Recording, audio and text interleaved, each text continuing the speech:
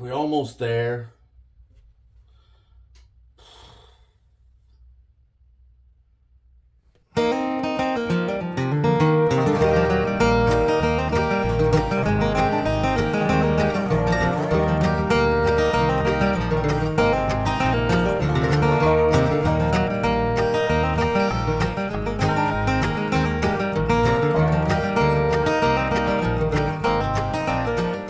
We're back, and we got this fiddle put together. I put the top on off camera because I mean we've all seen that. Maybe we haven't all seen that, but I just didn't have time to not get it done. I was in the mood. I was going. I had 3 other violins that I was gluing tops on. I was like, I think if I push my clamps, I can get them all on. Anyway, we don't have much left to do. We got the top on. We're getting a nice sound coming out of this violin. It's a little bit more reassuring. I'm thinking that we're on the right track. Last time you seen it, we hadn't apart yet. The bass bar was in, but it hadn't been shaped. We had some refining work to do inside. We did all of that, shaped the bass bar out. I glued the top on. What we've basically got left now is we're going to touch up these cracks a little bit here, and we're just going to put some color back in there so that they're not these great big white highway lines running through this fiddle. We kind of just went, there was a little bit of everything, so we kind of just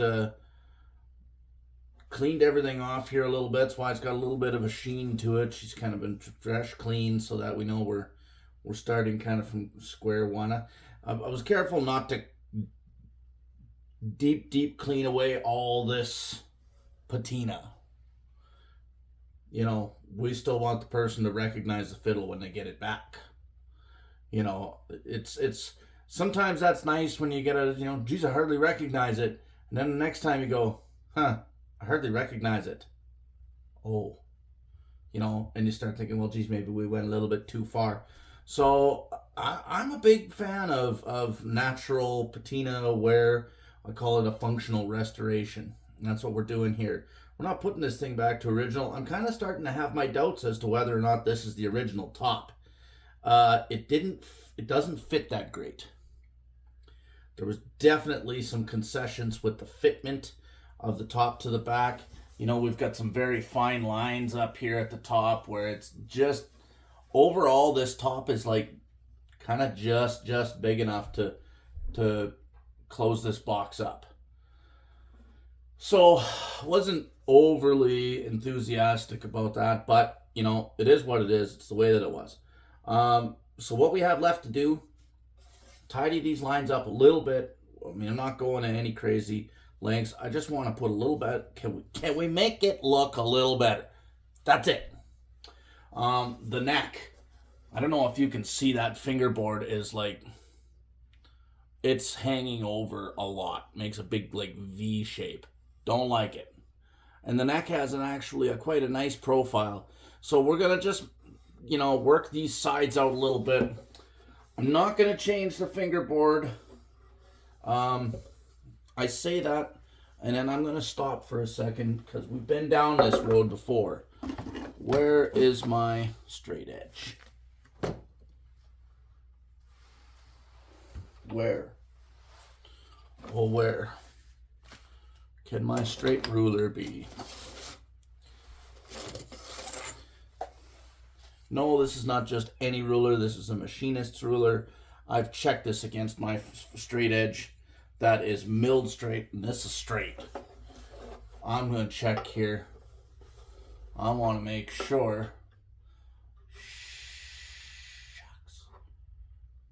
That's what I was worried about.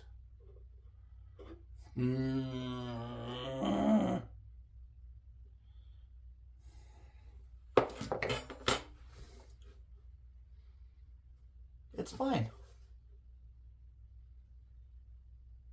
No. So we got a couple issues.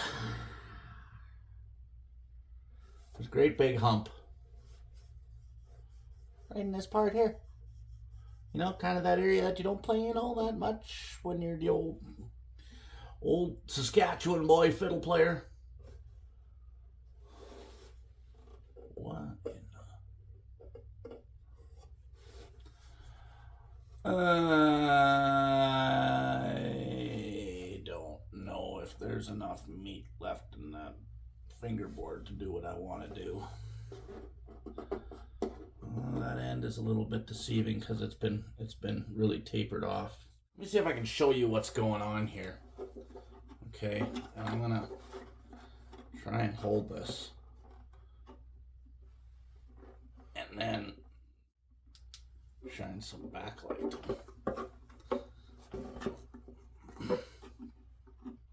Can you see that? Am I getting that in the picture? So there's a big gap up here at the nut end, and then it starts to contact up here about the neck joint, and then it's got a little bit of gap here. So there's like a high spot in here. Okay. Not great. Not great.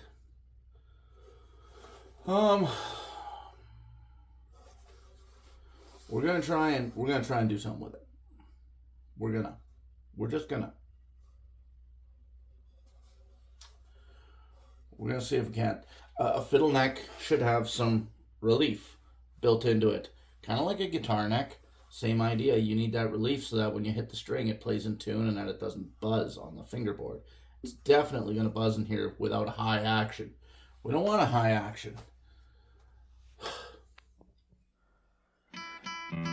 So what this unfortunately means is we need to dress the fingerboard. So I start with a block plane, just taking down some of the heavy material, and I wind up going down to a smaller plane that's got the appropriate radius into it. It's my fingerboard plane. Checking as we go. You'll see me break out some curve templates here to check that I'm getting the right radius throughout. This is a long process. It just takes the time that it takes.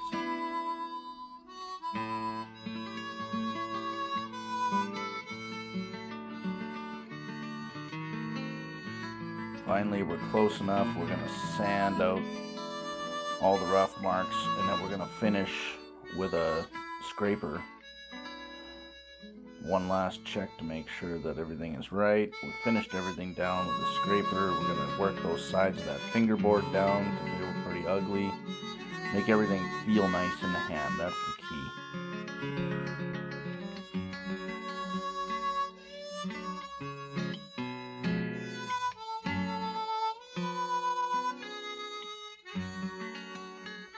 So here we've fit everything. We're fitting the end pin here. These are the original pegs. We left them as they were. They fit, they work nice. So if it ain't broke, don't fix it.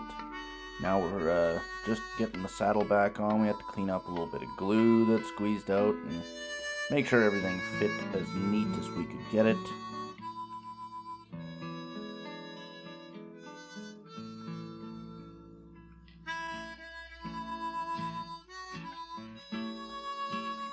Shaping the nut a little bit, the slot, prepping it for the nut, shaping the nut. I'm going to shellac the neck because there was a bunch of grease and grime on the neck, so we scraped the neck back down. We're shellacking the neck a little bit here. We'll buff that out, polish that down. Now we're leveling the cracks in the top, preparing them for a little bit of touch-up work. Again, we're not going crazy here. We're just, can we make it look like a 10-foot fiddle? Looks good from 10 feet away.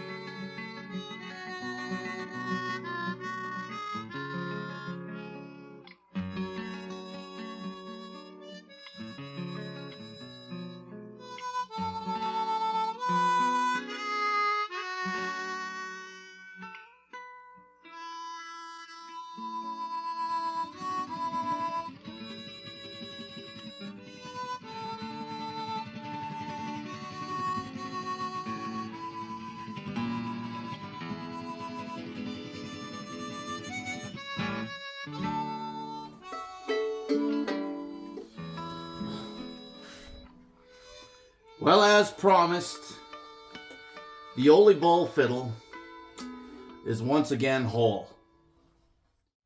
Bridge is set, end pin, original tailpiece, a vintage chin rest, because it didn't have a chin rest. I wanted to keep the look right, so it's got one of those diamond groove pattern chin rests. The original pegs actually fit pretty good, and they hold tune, so I'm leaving those as well. But there she is in all her glory. A little bit of touch up on the cracks, not too much. I mean, I can't make them disappear anyway. I don't have that skill set. But, you know, we touched them up a little bit so that they weren't blaringly obvious in your face. All the repairs, yes, it doesn't match up to the end of the wings. There's a broken one there. I'm not repairing that. It's not critical. It's not functional. It's as long as it's solid and there's nothing loose there, it's good to go.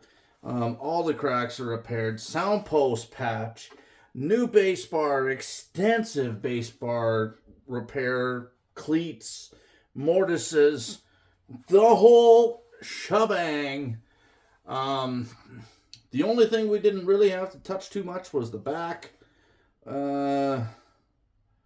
I think there was ever so slightly just a little bit of a separation back there, maybe, that we cleated, or was that another fiddle? I can't even remember anymore. This thing has a thin neck. Now, when I'm talking thin, I mean like lady petite hand thin. I'm not used to that. I don't like a big chunky neck, but I also don't care for a super thin neck. It's not comfortable, and it hurts me after a little while. But I know what you're all thinking. How does it sound? There's a lot of anticipation. I was kind of a little bit excited when I got into it. I started doing thickness checking and stuff like that. And I'm like, hey, you know what? There's some potential here. The neck projection was good. It's been thinned out, which, yeah, it can be a little bit of this or that. You get them too thin, and they can get really high. So you got to be careful when you're thinning plates to be tap tuning and make that all happen. And I'm definitely not the tap tuning expert. I don't claim to be. I just know a little bit what my ear likes to hear. And, you know, when I think I'm there, I'm there. And that's what I go with. I mean, you can't tell me that Stradivarius was hooking his violin up to a computer and checking, you know, for every frequency resonating and getting charts and graphs and you know, spectrograms. Right. He was doing it by ear. Anyway, how does it sound, you're wondering? Well, when all's said and done, I got tonica strings on here, people. I use tonica strings because I know how they react. They're kind of a generic, middle of the ground, pretty flat, non-flattering string. So when I put these on a fiddle, it gives me a really good indicator of which way I need to go. So we got tonicas on this, and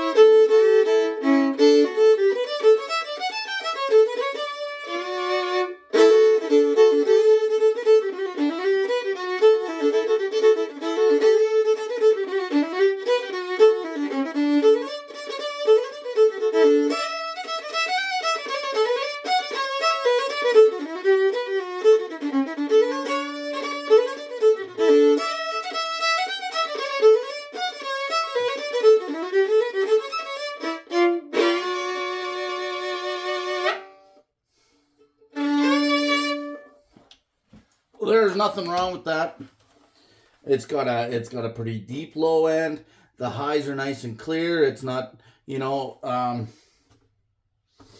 for what it is, an old fiddle that's been beat around. It's been reworked twice now. The last guy had hands on it. This is his label in 1964. 64, 74, 84. It is 74, 84, 94, 2004, 14, 24, and 60 years. This fiddle, this fiddle is probably, probably in early 1900s, give or take 20 years, whatever. Take your pick, right? It's just an old factory fiddle. But we got her up into shape, and there she be. Cheers.